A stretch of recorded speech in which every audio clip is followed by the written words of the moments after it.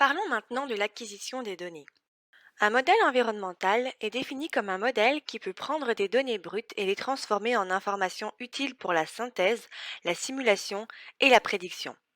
Nous voulons développer un modèle d'intelligence artificielle qui peut prédire, estimer ou simuler un problème environnemental réel.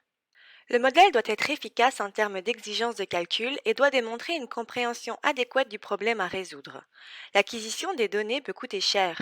Vous devez financer des personnes pour collecter et synthétiser des données pendant plusieurs années afin d'avoir suffisamment d'informations pour construire un modèle.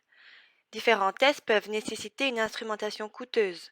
Vous devez comprendre le problème et les paramètres importants afin d'éliminer ceux qui n'auront pas d'impact sur la sortie. Cela peut être effectué à partir de l'expérience et du jugement, de la recherche ou à partir d'une analyse de sensibilité des données collectées.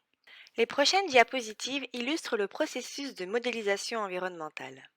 En termes d'application, il existe plusieurs régions d'intérêt. La modélisation de l'eau comprend des modèles d'écoulement fluvial pour les canaux et les rivières. On peut trouver également des modèles pouvant prévoir le ruissellement de surface, des événements de pluie et des modèles côtiers. La modélisation du climat est l'un des plus grands domaines de recherche. Il s'agit du domaine très vaste, mais qui comprend la modélisation de l'océan, de l'environnement terrestre, des rivières, des cours d'eau, leur comportement, leur évolution et leur impact. L'application de l'intelligence artificielle sur les sols pourrait permettre de modéliser des glissements de terrain, la variation de la température du sol, la composition physico-chimique du sol, la teneur en humidité, etc. Pour atteindre ces objectifs, des techniques de modélisation sont utilisées. C'est là que l'intelligence artificielle entre en scène. Le modèle est formé et développé afin d'être appliqué à une situation donnée. La formation du modèle est le processus d'attribution de valeurs aux variables, constantes et paramètres du modèle.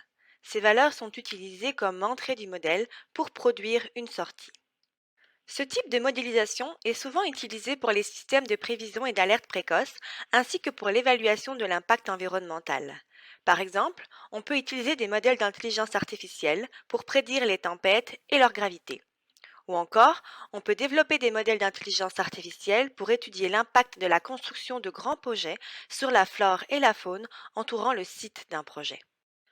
En résumé, voici les 5 principaux domaines d'application de l'intelligence artificielle dans la modélisation environnementale.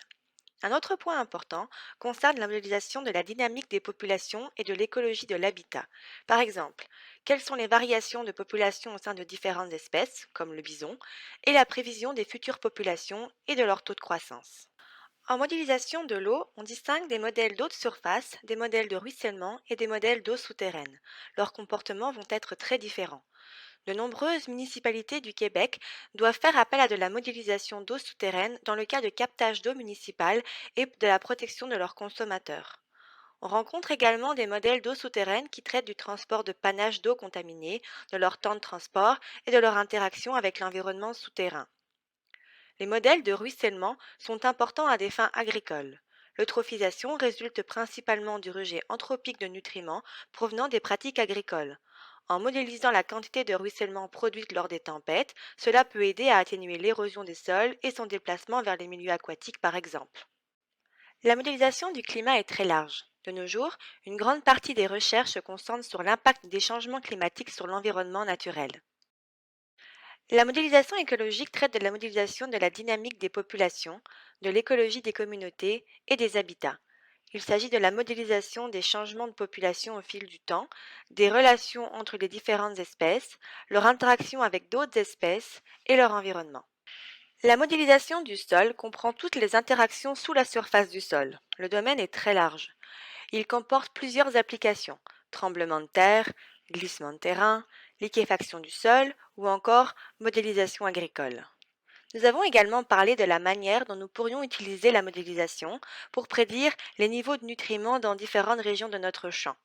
Cela peut s'appliquer pour déterminer quelle culture poussera le mieux dans différentes zones du champ. Nous avons également vu un exemple d'étude réalisée concernant la modélisation de la teneur en humidité du sol à partir des données de précipitation et de température. Une application en génie civil pourrait être la modélisation des fondations profondes ou peu profondes. Par exemple, l'interaction des pieux avec les différents types de sols et les contraintes et déformations présentes dans les pieux. On peut également utiliser la modélisation environnementale pour étudier la psychologie et plus précisément pour voir comment l'environnement affecte ses habitants. Dans la première étape, nous allons former le modèle. Nous utilisons une partie de notre ensemble de données pour entraîner notre modèle d'intelligence artificielle. Par exemple, si nous avons un ensemble de données, 70% des points de données sont généralement utilisés pour entraîner notre modèle.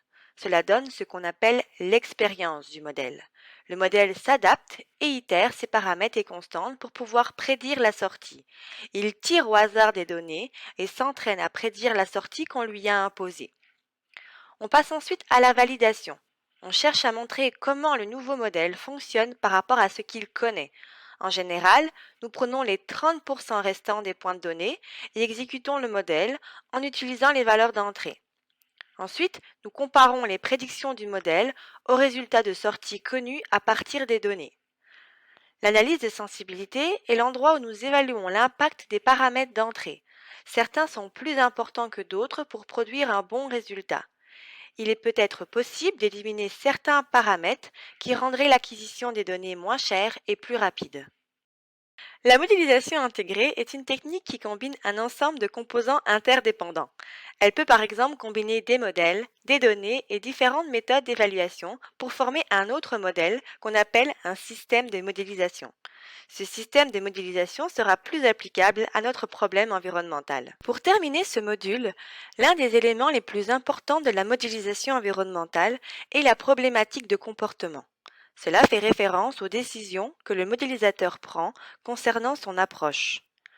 Le modélisateur doit utiliser son jugement et sa créativité dans plusieurs caractéristiques du système de modélisation, telles que la méthode employée, l'approche à utiliser, qui citer et avec qui collaborer.